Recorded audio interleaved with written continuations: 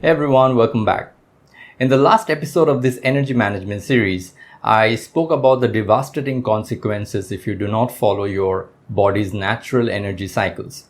In this episode, I'll talk about 4 dimensions of energy.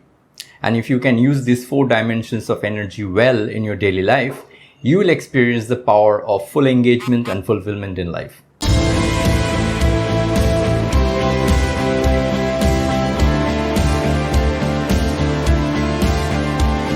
Now, before I start talking about these 4 dimensions of energy, let me tell you that although this is only now getting heavily researched, but in our Indian yogic system, this was known to us more than 5,000 or 6,000 years back. Let us park that discussion as of now, but it's my promise to you that at the end of this video, I'll show it and prove it to you.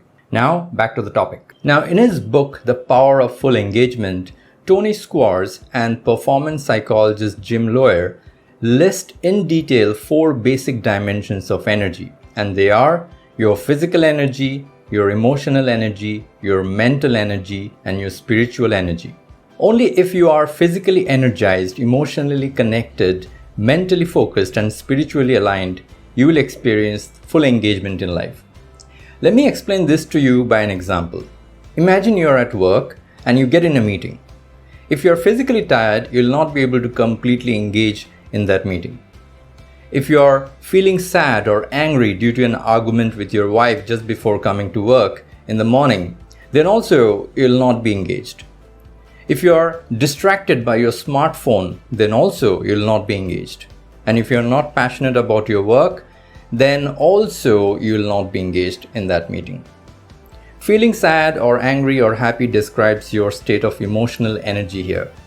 Your smartphone disturbs your mental focus, and your passion talks about the cause or the reason of what you're doing, so they denote your spiritual energy here.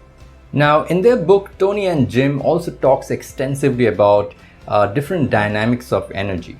Dynamics of energy is especially important for us to understand the impact energy has on us in terms of our behavior and how we come across to different people in terms of our personality. Let me try to explain this to you by showing you a graph. Imagine a 2x2 graph where y-axis denotes your physical energy, so you either have high physical energy or low physical energy, and x-axis denotes your emotional energy, so either you are feeling positive or you're feeling negative. Let us start from bottom left. Now, when you have low physical energy combined with negative emotional energy, you are likely to experience any of these conditions like depression, feeling exhausted or burnt out, hopelessness, or feeling defeated. All these are extremely dangerous state of mind to be in and have potential to destroy your entire life. In extreme cases, may result in suicide attempts. Now, if we move up to the second quadrant where you still have negative emotions, however, you have a very high physical energy, then you're likely to experience any of these conditions like feeling angry or anxious, feeling fearful or feeling defensive or resentful. Now, this is also not good state of mind to be in. Definitely better than the previous one though. However, this still has potential to destroy your work or life or family. Now, if we move right to the next quadrant, we finally have the ideal state where you have high physical energy combined with positive emotional energy. In this case, you are likely to experience any of these conditions like feeling invigorated, confident, joyful, feeling challenged, feeling connected, and highly engaged. The fourth quadrant is where you have low physical energy, however, positive emotional energy. Then you are likely to experience any of these conditions like being relaxed or mellow or peaceful or serene. This is far better than the first quadrant. However, the ideal state remains the third quadrant where you have high physical energy and positive emotions. Now, that's the role our physical and emotional energy has on us in our day-to-day life. Note that I have not yet spoken about our mental and spiritual energy because those are even higher forms of energy. Now, I know I made you guys a promise that I'll show and prove it to you that Indians knew about all this stuff more than 5,000, 6,000 years back. And it's time for me to fulfill that promise. Tony and Jim in their research also depicted a hierarchy of these 4 energy dimensions in their pyramid model. As you can see, physical energy represents the most basic or rudimentary form of energy, and then comes emotional energy on the top. On top of that is mental energy, and the highest form of energy is spiritual energy. Now wait a minute, doesn't all these things sound a bit too familiar if you're an Indian?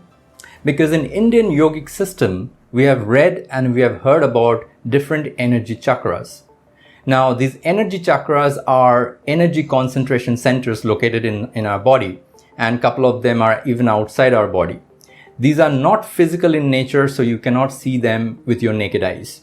There are 114 chakras in our body, out of which 112 are inside our physical body and 2 are just outside our body. Out of this 114 chakras, there are 7 major chakras that we must talk about here to prove that this was much ancient concept. The pictures here depict the 7 chakras, 6 of which are inside our body and 1 is outside.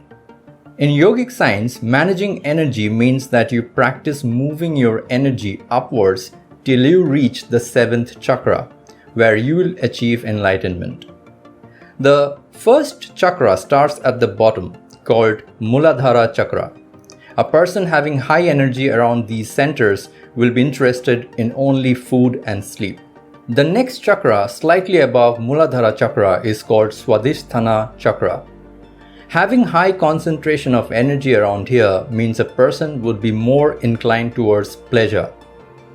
The next one, slightly above that, is Manipuraka chakra, which represents a doer, a person whose work speaks for itself.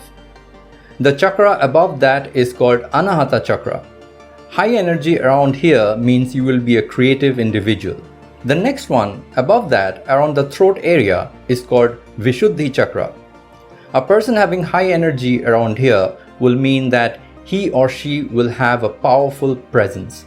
The next one, or what we say the third eye chakra, called the Agna chakra. A person having high energy around here will mean that he or she will be intellectually realized. The last one, or the 7th chakra, resides outside our body, just above your crown, and it's called Sahasrara.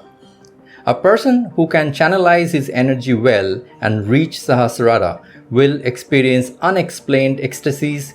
For some, they are mad people, and for some, they are enlightened beings. However, the point is that if we compare Tony and Jim's pyramid concept with the concept of chakras, we do see a pattern, don't we? In yogic science also, energy was moving from rudimentary physical energy forms to emotional, to mental, to spiritual at the end.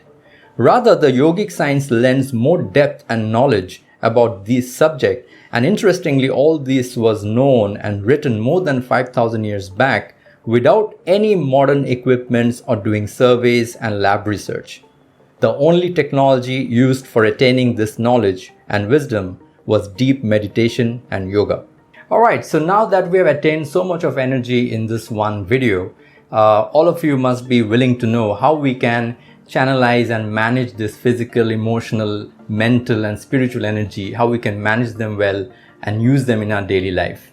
Now, all these are very, very important and critical subject. So each one of these requires a dedicated and focused video, and I'm going to give you that.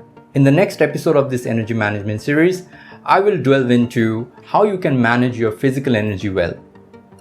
Hope you have liked this video, and if you have liked it, please share it with your networks and friends. And if you have any feedback or opinions about this video, you have any positives and negative stuff, please share your comments down below. Till next time, take care and goodbye.